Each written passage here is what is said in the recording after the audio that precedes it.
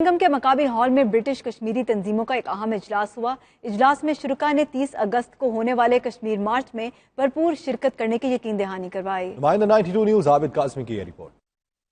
مقبوضہ کشمیر میں جبری کرفیو، بھارتی افواج کے ہاتھوں انسانی حقوق کی بدترین پامالیوں کے خلاف برمنگھم کے مقامی ہال میں برٹش کشمیری تنظیموں کا ایک اہم اجلاس منعقد ہوا۔ اجلاس کے شرکاء نے 30 اگست کو ہونے والے کشمیر مارچ میں بھرپور شرکت کرنے کی یقین دہانی کروائی۔ شرکاء کا کہنا تھا کہ وہ کشمیر مارچ میں اپنی فیملیز اور بچوں کے ہمراہ شرکت کریں گے۔ شرکاء کو تازہ ترین صورتحال سے آگاہی دیتے ہوئے سابق کونسلر انصر علی خان، فہیم کیانی اور دیگر نے کہا کہ 5 اگست کے بعد مقبوضہ کشمیر میں بھارتی حکومت نے قیامت صغریٰ برپا کر رکھی ہے۔ 72 سال سے بھارت کے جبر کی سیاہ لمبی رات کے بعد بھی بھارت کا دل نہیں بھرا تو بھارت کے ظالم حکمران نریندر مودی اور اس کے حواریوں نے ریاست جموں و کشمیر پر شب خون مار دیا اور کشمیر کو ہڑپ کرنے کی ناکام کوشش کی۔ مقررین نے مزید کہا کہ اس وقت مقبوضہ ریاست کے اندر کرفیو ہے، اس سے فائدہ اٹھا کر RSS کے غنڈے قتل و غارت گری کا بازار گرم کیے ہوئے ہیں۔ ان غنڈوں کو بھارتی افواج اور دیگر سیکیورٹی فورسز کی حمایت بھی حاصل ہے۔ اس موقع پر منتظمین نے کشمیری رہنماؤں سے گزارش کی ہے کہ لوگوں کے اس جذبے کو قائم رکھیں اور اپنے رویوں میں تبدیلی لائیں۔ عابد قاسمی، 92 نیوز، برمنگھم۔